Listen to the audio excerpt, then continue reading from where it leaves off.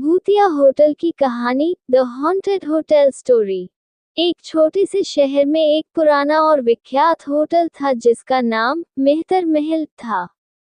ये होटल शहरीय क्षेत्र से थोड़ा दूर, शांत जंगल के पास स्थित था और अपने समय का सबसे आलीशान होटल हुआ करता था।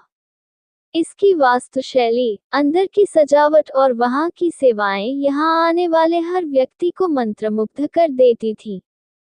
परंतु सालों पहले एक बुरी घटना ने इस होटल को भूतहा बना दिया।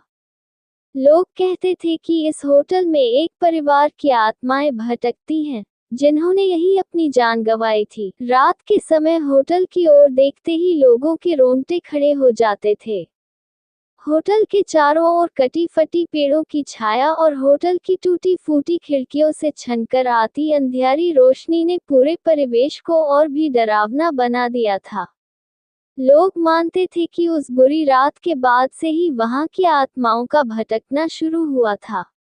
इस भयावहता के कारण शहर के लोग होटल से दूर रहते थे और किसी की भी हिम्मत नहीं होती थी कि वे वहां जाएं। लेकिन एक समय ऐसा आया जब शहर के कुछ युवा उत्साही इस रहस्य को सुलझाने का निर्णय लिया। उनके मंडल का नेता था रवि, एक साहसी और होशियार युवक जिसे डर का मतलब नहीं पता था।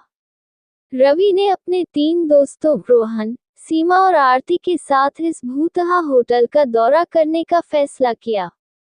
उन्होंने तय किया कि वे उन घटनाओं की सच्चाई जानने के लिए होटल में एक रात बिताएंगे। जैसे ही वे होटल पहुंचे, अंधेरा छा रहा था और हवाओं का शोर सुनाई दे रहा था। होटल के बाहर का माहौल ही डराने वाला था, लेकिन रवि और उसके दोस्तों ने अपनी हिम्मत रखी और होटल के अंदर चले गए। होटल के अंदर का वातावरण बेहद रहस्यमय और भयानक था। दीवारों पर धूल जमी हुई थी, फर्श हर कदम पर झंझनाट कर रहा था और हर कोने से रहस्यमय आवाजें सुनाई दे रही थी। उन्होंने रिसेप्शन हॉल में प्रवेश किया और वहां की हालत देखकर चौंक गए। पुराने फर्नीचर, टूटी हुई टेबल्स और धूल भरे काउंटर। वहां लगे पुराने चित्रों में होटल के सुखद दिनों की झलक मिलती थी। अचानक रवि को महसूस हुआ जैसे कोई उन्हें देख रहा हो। उसने अपने दोस्तों को शांत रहने के लिए कहा और मुख्य हॉल में आगे बढ़ने का सुझाव दिया। मुख्य हॉल में चलते समय उन्होंने देखा कि एक पुरानी लिफ्ट थी, जो बंद हो चुकी थी और लिफ्ट के दरवाजे पर खून के धब्बे थे। दीवारों पर लगे चित्रों में होटल के स्वर्णिम दिनों की यादें ताज़ा हो रही थी, जब ये जगह जीवन और हंसी खुशी से भरपूर थी।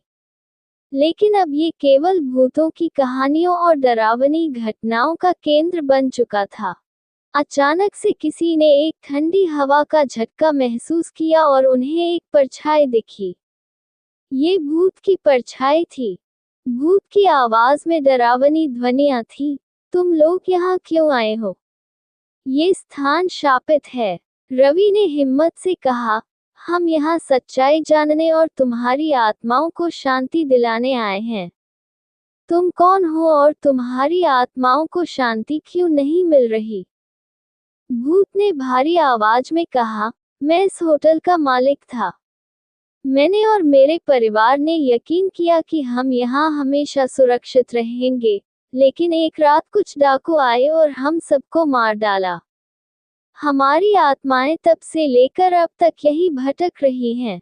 हमें न्याय चाहिए। रवि ने वादा किया कि वह इस घटना का पर्दाफाश करेगा और उनको न्याय दिलाएगा।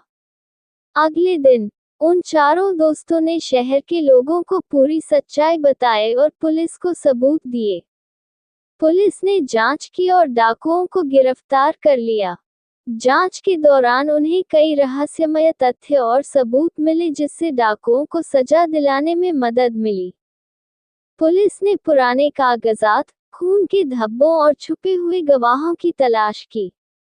पुलिस की जांच के बाद डाकुओं को पैसों के लालच में इन मासूम लोगों की हत्या करने का दोषी पाया गया। तब जाकर उन आत्माओं को शांति मिली और वे हमेशा के लिए मुक्त हो गईं।